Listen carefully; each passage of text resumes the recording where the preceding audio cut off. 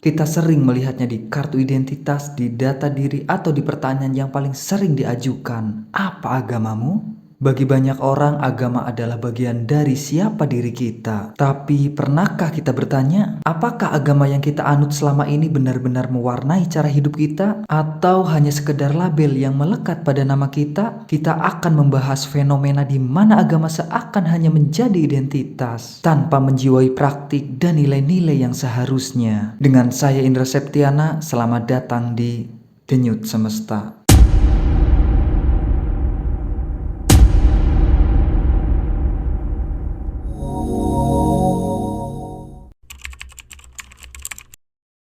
Kita hidup di era yang serba cepat. Seseorang bisa saja bangga mengatakan dirinya adalah penganut agama. Mereka mungkin memposting kutipan-kutipan suci di media sosial atau memakai atribut-atribut keagamaan. Namun di saat yang sama kita bisa melihat banyak dari mereka yang berperilaku tidak sesuai dengan ajaran agamanya. Misalnya korupsi, menyebarkan kebencian, atau bersikap tidak adil. Ini bukan tentang menghakimi, ini tentang menyadari sebuah fenomena. Agama seolah menjadi identitas kosong, sebuah label yang memberikan rasa aman secara sosial, tapi tidak menjadi fondasi moral. Kita merasa punya agama, tapi nilai-nilai agama tidak benar-benar masuk dalam hati dan perilaku kita.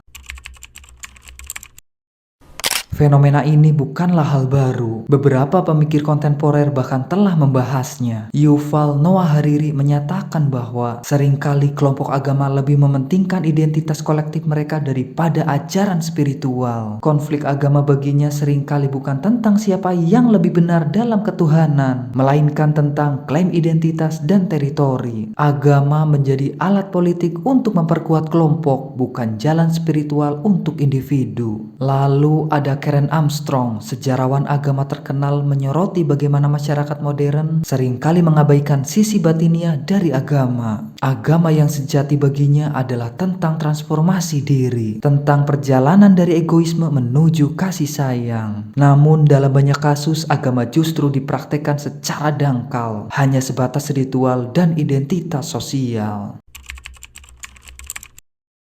Jadi, mengapa ini bisa terjadi? Ada beberapa faktor. Pertama, tekanan sosial. Agama menjadi cara mudah untuk masuk ke dalam sebuah kelompok. Kedua, konsumerisme. Nilai-nilai spiritual seringkali kalah dengan godaan materi. Kita lebih fokus pada apa yang bisa kita dapatkan, bukan apa yang bisa kita berikan. Yang ketiga, hilangnya pendidikan agama yang mendalam. Banyak orang hanya mengenal kulit luarnya, tanpa pernah mendalami esensi dan filosofi di baliknya.